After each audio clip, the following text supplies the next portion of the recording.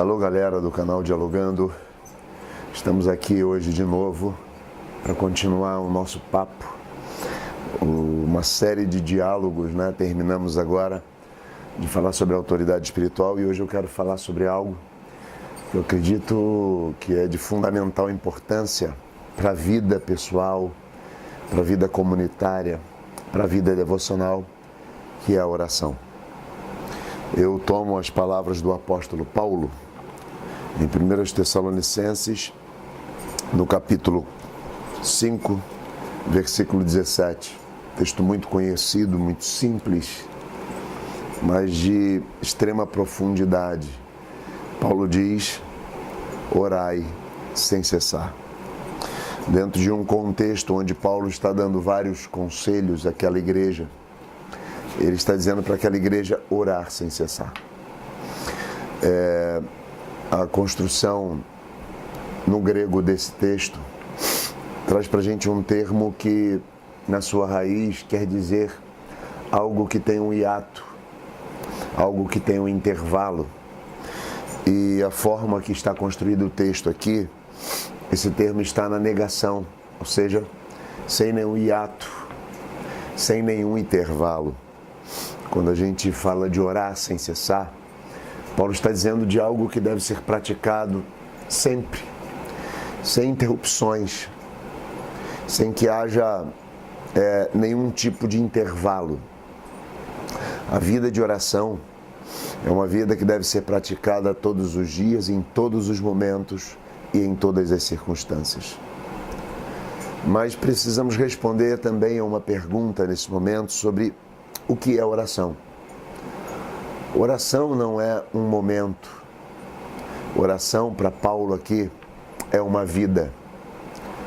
Orar sem cessar, é claro que Paulo não está falando de irmos ao templo todos os dias, ou de estarmos dobrados os joelhos 24 horas por dia. Mas o que Paulo está colocando e propondo para a gente é uma vida de relacionamento com Deus. Oração é relacionamento. Oração não é falar. Ensina-nos Madre Teresa de Calcutá, quando perguntaram para ela, depois de horas em oração, o que ela falava para Deus. E Madre Teresa disse: não digo nada. E o que é que Deus fala para a senhora, Madre? Perguntaram de novo. E ela disse: Deus não fala nada. E por mais que pareça estranho, mas essa fala da Madre Teresa de Calcutá nos ensina uma coisa primordial. Ainda que nos faltem palavras, oração é um relacionamento com Deus. Talvez isso possa ficar claro num relacionamento entre marido e mulher, amigos. Às vezes não precisamos dizer uma palavra, mas quando nos conhecemos, basta um olhar para termos um relacionamento. Basta estarmos sentados juntos, um cafuné na cabeça, e temos um relacionamento. Oração é um relacionamento. Então, Paulo está querendo que nós tenhamos um relacionamento, uma vida de oração, que também tem a ver com dobrar os joelhos, tem a ver com buscar a Deus em oração, como diz a Bíblia, entrar no quarto, fechar a tua porta e tornar conhecidas as suas orações, sem interrupções. Em todos os momentos, que cada ação, que cada atitude, que cada pensamento, que cada momento no trabalho, em casa, na faculdade, seja realmente um momento onde nós tenhamos a plena consciência da presença de Deus e de estarmos mantendo um relacionamento com Ele. Isso é uma vida de oração. Para que a gente possa então entender mais ainda o que é uma vida de oração, eu tomo Heschel, Abraham Joshua Heschel, na sua obra O Último dos Profetas. Ele tem 5 pontos onde ele trabalha sobre o que é a oração. O primeiro ponto do Heschel é que a vida de oração é uma condensação da alma. A condensação é a transformação de uma substância que passa do estado gasoso para o líquido. Uma transformação. No Salmo 139, Davi bem orou e disse: sonda-me, ó Deus, e conhece o meu coração, prova-me e conhece os meus pensamentos, vê se há em mim algum caminho mau e guia-me a caminhos eternos. Davi reconhece que essa vida na presença de Deus é uma vida de transformação da interioridade. Ou seja, é quando nós, de fato, diante de Deus, numa vida de oração, estamos sendo transformados à imagem daquele que falamos, parecidos com aquele que falamos. No segundo momento, Heschel nos ensina e ajuda a gente a entender o que é uma vida de oração ou orar sem cessar. Ele diz que a oração é a perspectiva de ser conhecido por Ele, não de conhecê-lo.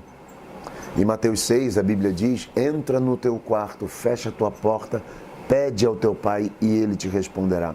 No sentido de vai para o teu quarto e revela-se para ele.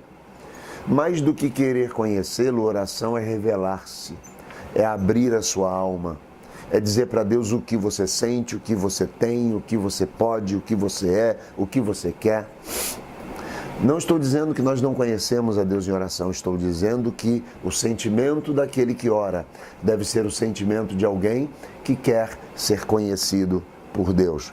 Alguém que percebe que esse Deus, mesmo diante de tudo que nós somos e das nossas falhas, nos conhece e nos aceita como somos. Somos conhecidos dele. É o aprofundamento da relação. No terceiro momento, Heschel diz que a oração é a presença de Deus e a ausência do desespero. Lembra do Salmo 40? Esperei com paciência no Senhor, Ele se inclinou para mim e ouviu o meu clamor. Quando nós estamos diante de Deus e vivemos uma vida onde percebemos a Sua presença na nossa vida, junto de nós, e mantemos esse relacionamento de intimidade com Ele, falta-nos o desespero. A ausência do desespero é uma consequência dessa vida. Porque Ele se inclina e ouve. A presença dEle nos traz paz, nos traz segurança, nos traz certeza. Não certeza de que teremos o que pedimos, mas certeza de que se Ele está conosco, temos segurança eterna. É sentir a presença de Deus e estar tranquilo diante dos desafios da vida. Heschel ainda diz nesse livro maravilhoso, recomendo para vocês, que a oração é uma relação. Isto, Ele. Só Ele pode dizer, eu sou. Você lembra de Êxodo 3, quando Deus falou, quando Moisés perguntou, que direi ao povo, quem é que me enviou? E lá diz ao povo que o eu sou te enviou. É claro que precisaríamos de mais tempo, mas basta pensarmos que só Deus pode dizer eu sou. Na cultura hebraica não se conjuga o pronome pessoal na primeira pessoa no singular, exatamente por isso. Trocando em miúdos, um hebreu diria eu, Jairo, não eu sou Jairo. E essa palavra ser na primeira pessoa do singular, ela perde-se a pronúncia ao longo dos séculos, exatamente porque eles não conjugam isso, porque só Deus é. Só Deus é. Ou seja, é suprimir a nossa identidade, nossa individualidade, nosso egoísmo em prol do que Deus é. Uma relação de entender que eu não sou, que Ele é. E por último, Heschel diz que a vida de oração é relacionar-se com Deus, é ter Sua presença em nós e é expandir essa relação para o mundo, para os outros. Ou seja, é a imanência de Deus em nós. A transcendência é o que Deus é. A imanência de Deus em nós é Deus presente através de nós no mundo. Marcos 16 vai dizer sobre o ide por todo mundo, pregar o evangelho. No outro texto vai dizer, ide fazer discípulos, lá em Mateus. Ou seja, oração também tem a ver com o que nós manifestamos Deus na sociedade. Eu encerro aqui minha palavra desejando que nós tenhamos uma vida de oração, que oremos sem cessar.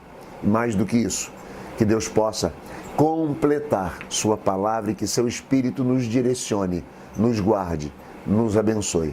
Vamos dialogar? Deixe aí seu comentário, deixe aí sua palavra e que possamos crescer no conhecimento e na graça daquele que era, que é e que há de vir. Deus abençoe a todos.